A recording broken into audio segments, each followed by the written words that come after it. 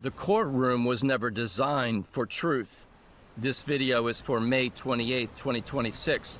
Welcome to yes2hellwith.com.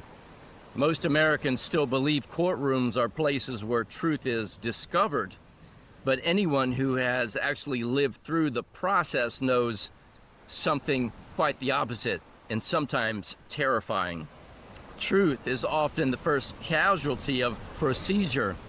The defendant cannot speak freely. The attorney cannot ask what truly matters. The jury cannot openly seek clarity. And the judge controls what the jury is allowed to hear. Why? Because modern courtrooms are not structured primarily for unrestricted truth. They are structured for controlled procedure.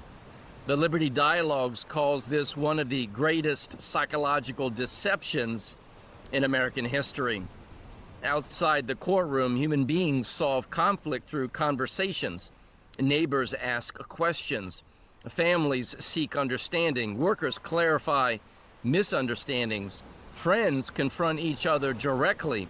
That is how human beings naturally pursue truth. But inside the courtroom, questions become objections. Clarity becomes inadmissible. Context becomes irrelevant. Humanity becomes procedure.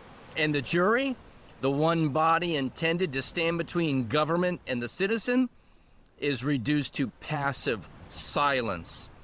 That is why the common man conversation matters. Imagine a juror standing and saying, "I will not judge this man until I hear the full truth." Imagine jurors asking direct questions without interruption. Imagine the defendant finally speaking as a human being instead of as a legal object. The system fears this because unrestricted truth destroys presumption. And presumption is the engine of modern enforcement.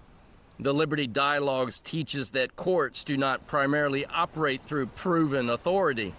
They operate through presumed authority unless challenged properly and procedurally.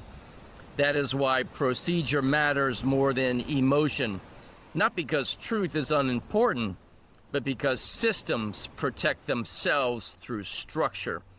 The courtroom today often functions less like a search for truth and more like a controlled narrative environment. But once jurors begin asking real questions, once citizens begin demanding proof, and once confrontation replaces passive cooperation, the illusion weakens because truth survives where human beings are allowed to speak freely. And justice only becomes possible when humanity is restored to the process itself. And as always, may truth reign supreme.